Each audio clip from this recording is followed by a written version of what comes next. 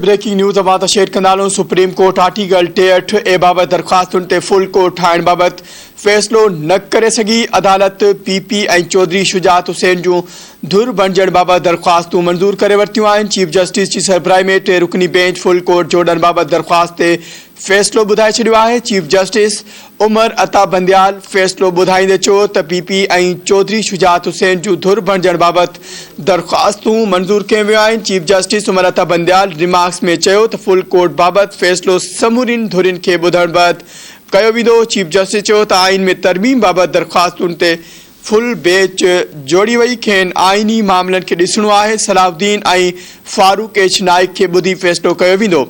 आज़म नज़ीर तारड़ के मुखातिब थींदे चीफ जस्टिस चयो त अवां मर्ज़ी जी बेंच चाहियो था। अवां ग़लति ॻाल्हि कई आहे।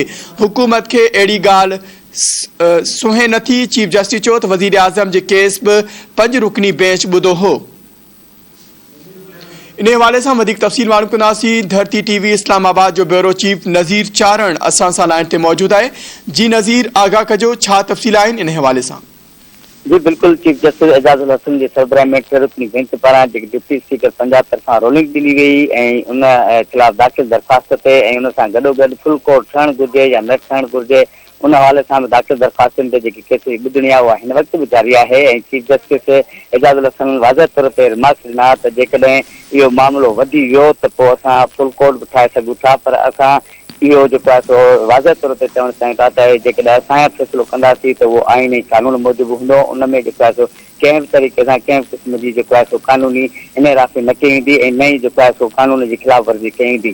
चीफ जस्टिस एजाजुल हसन इहे बि रिमार्क्स ॾिना त जॾहिं हिन ई बेंच जेको आहे सो वज़ीर आज़म अॻूणे वज़ीर आज़म इमरान ख़ान ख़िलाफ़ फ़ैसिलो ॾिनो हो त तव्हां मां कुझु सियासतदाननि जेको आहे सो मिठाई विरायूं ऐं अॼु जेको आहे सो तव्हां इन फ़ैसिले ख़िलाफ़ जेको आहे सो जेको आहे सो तव्हां चई रहिया आहियो। हिते जेको आहे इरफान कादिर तरफ़ां अदालत खे इन ॻाल्हि खां आगाही ॾिनी वई त जेको आहे सो हिन वक़्तु सोशल मीडिया ते इहो बहस हली रहियो आहे त चीफ जस्टिस तरफ़ां या सुप्रीम कोर्ट तरफ़ां जेकी फुल कोर्ट ठाहिण जे हवाले सां जेकी दरख़्वास्तूं उन्हनि खे रद्द कयो वियो आहे, जंहिं ते चीफ जस्टिस वाज़ह तौर ते चयो त इन क़िस्म जी अञा जेको आहे सो फ़ैसिलो न कयो आहे त इहे फुल कोर्ट ठहणु घुरिजे या न ठहणु घुरिजे या इन हवाले सां जेके दरख़्वास्तूं उन्हनि खे अञा ताईं रद्द न आहे कयो वियो।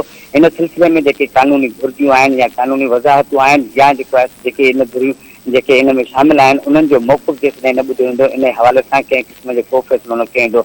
जंहिं ते सुप्रीम कोर्ट तरफ़ां इन ॻाल्हि जो फ़ैसिलो कयो आहे त पीपल्स पार्टी तरफ़ां जेकी फारूक नाइक एच जेको सीनियर कानूनदान आहे पीपल्स पार्टी जो उन तरफ़ां पीपल्स पार्टी धुर हुअण जे हवाले सां सुबुह दरख़्वास्त दाख़िल कई वई ऐं उन सां गॾोगॾु चौधरी शुजात हुसैन जेको धुर थियणु चाहे पियो ऐं उहो बि जेका पेश थियण जे हवाले सां जेकी दरख़्वास्त ॾिनी उन्हनि जी हिन वक़्तु जेका सुप्रीम कोर्ट उहे दरख़्वास्तूं मंज़ूर करे वरितियूं आहिनि।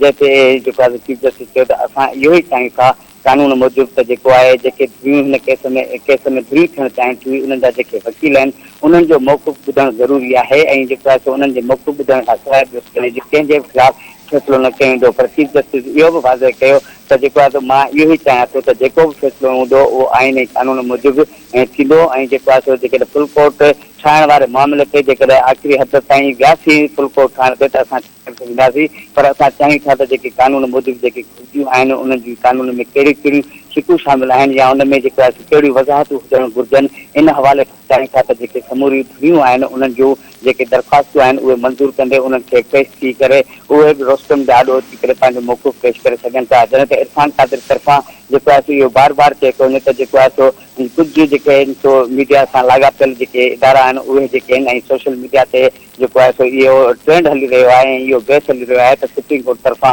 जेको आहे सो दरख़्वास्तूं जेके आहिनि सो फुल कोर्ट ठाहिण जे हवाले सां उहे रद्द करे छॾियूं आहिनि। जंहिं ते चीफ जस्टिस ॿीहर जेको आहे सो इरफान कादिर खे चयो त मां वाज़ह कयां थो त इन सिलसिले में अञा ताईं को फ़ैसिलो न आहे थियो त फुल कोर्ट ठाहिजे या न ठाहिजे। इन हवाले सां जेके दरख़्वास्तूं उहे अञा ताईं जेको आहे सो रद्द न आहिनि कई वियूं ऐं असां जेको आहे सो जेको बि फ़ैसिलो हूंदो उहो कानून ऐं आइन खे आॾो रखे करे जेको आहे सो फ़ैसिलो कयो वेंदो। हिन वक़्तु चीफ जस्टिस सरबराही में 3 रुकनी बेंच जे अदालत हेठि ॿुधणी जारी आहे ऐं जेके धुरियूं जेके पेश थियूं हुयूं जेके दरख़्वास्तूं पीपल्स पार्टी ऐं शुजात हुयूं उहे मंज़ूर कयूं आहिनि ऐं इरफान कादिर जेके मुस्लिम लीग नून जो जेको मुस्लिम लीग तरफ़ां जेको वकील मुक़ररु कयो वियो इरफान कादिर उन जा जेके आहिनि सो दलील हिन वक़्तु जारी आहिनि। जी वॾी महिरबानी नज़ीर, आगाह करण लाइ। नाज़रीन, नज़ीर चारण असांखे इस्लामाबाद खां अपडेट करे रहियो हो।